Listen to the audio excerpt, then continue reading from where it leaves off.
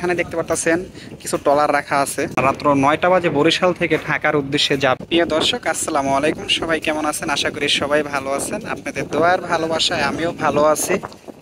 আর নিয়ে আসলাম প্রতিদিন মতন বরিশাল লঞ্চঘাট থেকে আজকেও নতুন আপডেট। দর্শক, দেখতে পাচ্ছেন আজকে কিন্তু প্রচণ্ড মেঘ, সম্ভবত বৃষ্টি হইতে পারে। প্রচণ্ড মেঘ।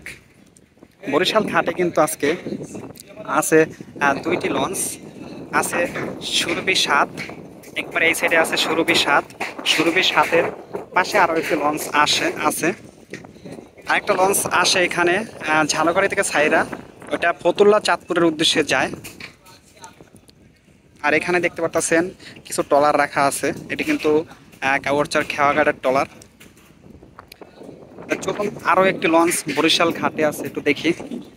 আজকে কিন্তু ওয়েদারটা এমন পুরো মেঘলা করে রয়েছে, পুরো দেখতে পুরো অন্ধকার হয়ে গেছে, মানে এরকম লাগতেছে।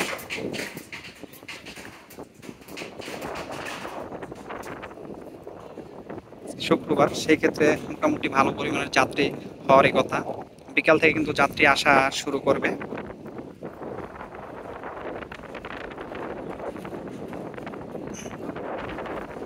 প্রচন্ড বাতাসের জন্য ভালো মতন ভিডিও করা যাইতেছে না।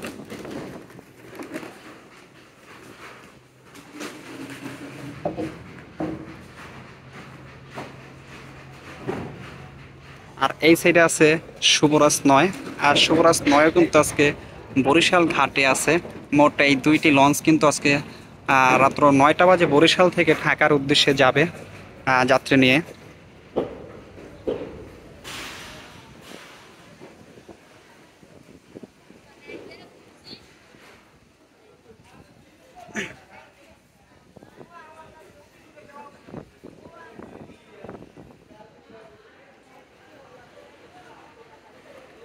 যারা কেবিন নিব তারা কিন্তু একটু আগে আগে আইসে কিন্তু কেবিন বুকিং করে।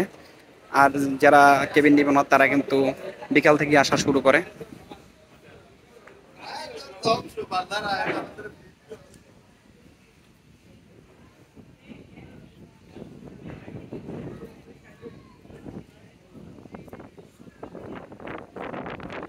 দেখতে পারলেন লঞ্চ ঘাটে এই মুহূর্তে কয়টি লঞ্চ আছে আর ঢাকার উদ্দেশ্যে কয়টি লঞ্চ যাবে।